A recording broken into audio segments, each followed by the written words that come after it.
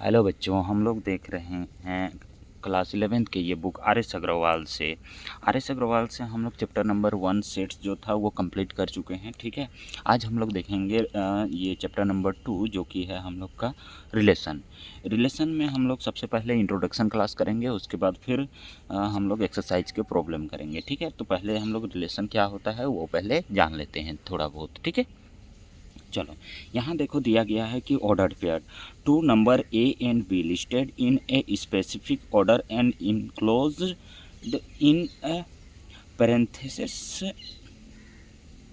From an ordered pair A comma B. यानी कि कोई भी दो नंबर है ना, यानी कि 1 है एक और एक है 2। यहाँ दे दिया है बुक में ए और बी, ये दोनों नंबर है। ठीक है, इन दोनों को जब हम लोग लिखेंगे ये ब्रैकेट के अंदर ये ए कोमा बी के फॉर्म में, तो यही होता है हम लोग का ऑर्डर्ड पेयर। ठीक है, क्या होता है? यही होता है हम लोग का ऑर्डर्ड पेयर।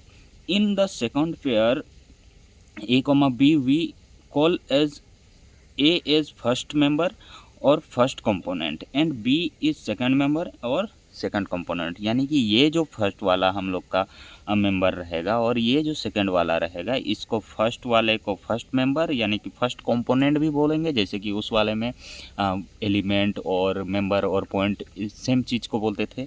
सेट्स में जो यहाँ हम लोग का मेंबर रहता था उसी को हम लोग पॉइंट्स भी बोलते थे और एलिमेंट भी बोलते थे। ठीक है, तो उसी तरह यहाँ जो ये रहेगा इसको फर्स्ट मेंबर भी बोल सकते हैं और फर्स्ट कंपोनेंट भी बोल सकते हैं, और ये जो सेकंड वाला है इसको सेकंड कंपोनेंट और सेकंड मेंबर दोनों बोल सकते हैं। ठीक है, by interchanging the position of a component the ordered pair is changed, thus a comma b not equal to b comma a। अगर कहीं पे लिखा गया है ऑर्डर्ड पेयर में a comma b और अगर और एक b comma a भी लिखा गया है, तो ये दोनों आपस में इक्वल नहीं होंगे। क्यों नहीं होंगे? क्योंकि यहाँ देखो ये जो फर्स्ट कंपोनेंट है a है और यहाँ जो फर्स्ट कंपोनेंट है वो b है, तो कैसे आपस में इक्वल होंगे? ठीक है, और यहाँ जो सेकंड कंपोनेंट है वो b है और यहाँ जो सेकंड कंपोनेंट है वो a है, तो कहाँ से आपस में? क्या कभी a इक्वल टू b हो सकता है? यानी कि a इक्वल हो जाएगा a के, तो ये आपस में इक्वल नहीं है। ठीक है, ये आपस में इक्वल नहीं है, यही चीज़ बोल रहा है। ठीक, यानी कि अगर 1,2 लिखते हैं ऑर्डर्ड पेयर में और कहीं लिखा गया है 2,1, तो ये आपस में इक्वल नहीं है। ठीक है, चलो आगे बढ़ते हैं। Equality of two ordered pair. अब equality of two ordered pair यानी कि कभी भी दो ऑर्डर्ड पेयर, जैसे कि यहाँ एक ये ऑर्डर्ड पेयर और ये ऑर्डर्ड पेयर लिखा गया है, तो वो आपस में इक्वल कब होते हैं, यही चीज़ हम लोग देखेंगे, समझेंगे। ठीक है, चलो a comma B equal to हम लोग का दिया गया है c कोमा डी। यहाँ जो दिया गया है उसी की हेल्प से तुम लोग को समझा दे रहे हैं। एक्सरसाइज में वहाँ जो प्रॉब्लम करेंगे तो और अच्छे से समझ में आ जाएगा। ये a कोमा बी दिया गया है इक्वल जो है वो c कोमा डी के। ठीक है, तो यहाँ जो होगा ना, ये a जो होगा वो इक्वल हो जाएगा c के, फर्स्ट कंपोनेंट के इक्वल हो जाएगा, क्योंकि ये जो ऑर्डर्ड पेयर है ये आपस में इक्वल है। तो इस वजह से यहाँ का जो फर्स्ट कंपोनेंट होगा और यहाँ का जो फर्स्ट कंपोनेंट होगा वो आपस में इक्वल होगा। और यहाँ बी यानी कि सेकंड कंपोनेंट वो जो होगा इस वाले के सेकंड कंपोनेंट से इक्वल होगा, यानी कि बी इक्वल टू डी हो जाएगा। ठीक है, प्रॉब्लम मिलेगा तुम लोग को तो अच्छे से और भी समझ में आ जाएगा। जैसे कि यहाँ दिया गया है फाइंड, एग्जाम्पल में देख लो।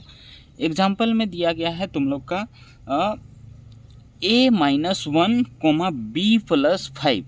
ये एक ऑर्डर्ड पेयर है और ये एक ऑर्डर्ड पेयर है, यानी कि ये पूरा जो है ये पूरा फर्स्ट कंपोनेंट है और ये सेकंड वाला जो है ये पूरा सेकंड कंपोनेंट है। ठीक है, ये आपस में इक्वल है 2,3 के।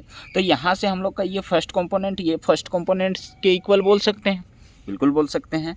तो यहाँ a-1 इक्वल टू 2 बोलेंगे और क्या बोलेंगे, and b plus 5 equal to हम लोग 3 बोल सकते हैं। सेकंड कंपोनेंट के इक्वल, फर्स्ट कंपोनेंट। तो यहाँ से a इक्वल टू इस 1 को राइट साइड भेज देंगे तो 2 प्लस 1 हो जाएगा, 2 प्लस 1 a इक्वल टू 3 हो जाएगा। और यहाँ से b इक्वल टू 3 माइनस 5 हो जाएगा, ये उधर जाके माइनस 5 हो जाएगा, तो b इक्वल टू हम लोग का -2 हो जाएगा। ठीक है, b इक्वल टू -2। इस तरह से तुम लोग को आपस में ये इक्वल करना है। ठीक, एग्जाम्पल देके मैंने समझा दिया है कि जो equality of two ordered pair कैसे होते हैं, ठीक है। अब आ जाते हैं आगे Cartesian product of two sets, यानी कि दो कोई सेट्स दिया हुआ रहेगा, उसका कार्टेशियन प्रोडक्ट कैसे करेंगे। जब भी कोई दो सेट दिया रहेगा, इमेजिन कर लो हम लोग का, इमेजिन कर लो एक सेट हम लोग का ये है 1,2,3 है, अगला वाला सेट है b इक्वल टू हम लोग का a,b,c है। चलो ठीक है, तो इसका कार्टेशियन प्रोडक्ट क्या होगा, यहाँ तो वही बोला है ना टू सेट्स, तो दो सेट्स ले लिए हम लोग, इमेजिन कर लिए लेट करके कि यहाँ ये एक सेट है और ये एक सेट है, ठीक है। चलो तो अब हम लोग देखते हैं, यहाँ तो ऐसे लैंग्वेज में दिया गया है कि लेट, इसको समझने के बाद तुम लोग को ये लैंग्वेज समझा देंगे ताकि तुम लोग को समझने में आसानी होगी, ठीक है। चलो ये जो कार्टेशियन प्रोडक्ट क्या होता है, यानी कि ए क्रॉस बी, कार्टेशियन प्रोडक्ट को कैसे शो करते हैं, Cartesian product of two sets को, जैसे कि कोई भी दो सेट रहेगा उनका ऐसे प्रोडक्ट कर देंगे, मल्टीप्लाई करेंगे तो वही हो गया कार्टेशियन प्रोडक्ट। अब ये इक्वल टू क्या आएगा, ये तो लिख दिए इधर लेफ्ट साइड, इसका प्रोडक्ट इसके साथ मल्टीप्लाई कर दिए, तो ये इधर राइट साइड यानी कि एलिमेंट सब क्या होगा, कैसे होगा, तो ये जो फर्स्ट वाला एलिमेंट हो है ना, ये तीनों से मल्टीप्लाई होगा पहले तो, और ऑर्डर्ड पेयर में लिखेंगे, ऑर्डर्ड पेयर में, ठीक है, ऑर्डर्ड पेयर में लिखेंगे, यानी कि 1 इंटू ए क्या हो जाएगा 1, ए हो जाएगा ऐसे, ठीक है। और यहाँ बाहर में ये करली ब्रैकेट ओपन करेंगे, फिर लिखेंगे कोमा, देखिए अगला वाला 1, b ऐसे, फिर अगला 1, c खत्म हो गया, 1 का 1a 1b 1c खत्म हो गया ऑर्डर पेयर में। फिर कोमा दे के लिखेंगे अब क्या, ये 2a 2b 2c, 2a 2b coma देते जाना है बीच में, 2b और 2c, ठीक है। अगला फिर लिखेंगे 3a 3b 3c, कोमा दे के देखें 3a 3b और 3c, ठीक है, ऐसे यहाँ कोमा लग जाएगा, ठीक है, ऐसे लिखना है। अब देखो यहाँ पे क्या बोल रहा है कि यहाँ जो फर्स्ट वाला कंपोनेंट आ रहा है, फर्स्ट वाला जो हम लोग का एलिमेंट आ रहा है, फर्स्ट वाला जो मेंबर आ रहा है, ये सब में फर्स्ट वाला कंपोनेंट का बात कर रहे हैं, ये किस सेट से बिलोंग कर रहा है, ए सेट से, यानी कि फर्स्ट वाले सेट से, यहाँ जो फर्स्ट वाला लिए है ना उस सेट से बिलोंग कर रहा है, किससे बिलोंग कर रहा है, इस वाले फर्स्ट सेट से बिलोंग कर रहा है, जो हम लोग का यहाँ फर्स्ट वाला कंपोनेंट है वो फर्स्ट सेट से बिलोंग कर रहा है, यहाँ देखो, ठीक है। तो वही चीज़ यहाँ बोला है लैंग्वेज में, लेट ए एंड बी और टू नॉन एम्प्टी सेट रहने चाहिए, then the Cartesian product of A and B is the set denoted by, इसको हम लोग कैसे डिनोट करेंगे, ए क्रॉस बी से, पहले ही बोल दिए। चलो, consisting of all ordered pair A comma B such that A belongs to a set A and B belongs to set B, यहाँ जो फर्स्ट वाला जो हम लोग का फर्स्ट वाला जो कंपोनेंट रहेगा वो सेट ए से बिलोंग करेगा, बोला है ए कोमा बी के फॉर्म में रहेगा, ये सब ए कोमा बी के फॉर्म में है, ऑर्डर्ड पेयर यानी कि ए कोमा बी के फॉर्म में है। यहाँ ये इसको हम लोग ए बोल सकते हैं, सेकंड वाले को सेकंड कंपोनेंट को हम लोग बी बोल सकते हैं, बिल्कुल बोल सकते हैं, यानी कि ये फर्स्ट कंपोनेंट और सेकंड कंपोनेंट के फॉर्म में रहेगा, इस तरह से इस फॉर्म में रहेगा। यहाँ जरूरी नहीं कि ए बी, एक्स वाई भी मान सकते हैं, एम एन भी मान सकते हैं हम लोग, लेकिन यहाँ ए बी लिख दिया है तो ए बी ही समझो, ठीक है। चलो, तो यहाँ ए कोमा बी के फॉर्म में रहेगा, यानी कि यहाँ कहने का मतलब ये है कि हम लोग ऑर्डर्ड पेयर में ऐसे लिखते हैं, तो ये फर्स्ट कंपोनेंट और सेकंड कंपोनेंट ये ब्रैकेट के अंदर सेपरेटली इस तरह से रहेगा, यही चीज़ इसका बोलने का मतलब है। और ये जो फर्स्ट वाला कंपोनेंट है, ये फर्स्ट कंपोनेंट फर्स्ट सेट से जो है वो बिलोंग करेगा, और जो सेकंड वाला कंपोनेंट है वो सेकंड सेट से कंपोनेंट बिलोंग करेगा। तो वही चीज़ जो है यहाँ देखो, सेकंड वाला जो भी है हम लोग का, यहाँ जो सेकंड वाला कंपोनेंट आएगा हर एक में, यहाँ ये सेकंड वाले से बिलोंग कर रहा है, ये सेकंड वाले सेट से बिलोंग कर रहा है, देखो ए बी सी आया है तो ये सेकंड सेट से बिलोंग कर रहा है, ये सेकंड सेट से, ठीक है। चलो आगे देखते हैं, ए क्रॉस बी इक्वल टू, जैसे हम लोग अब ये क्या किस फॉर्म में है, सेट बिल्डर फॉर्म में है, ठीक है। A comma B such that A belongs to A and B belongs to B, जो हम लोग ऊपर में देखे कि फर्स्ट कंपोनेंट हम लोग का फर्स्ट सेट से बिलोंग करेगा और सेकंड कंपोनेंट है जो वो सेकंड सेट से बिलोंग करेगा।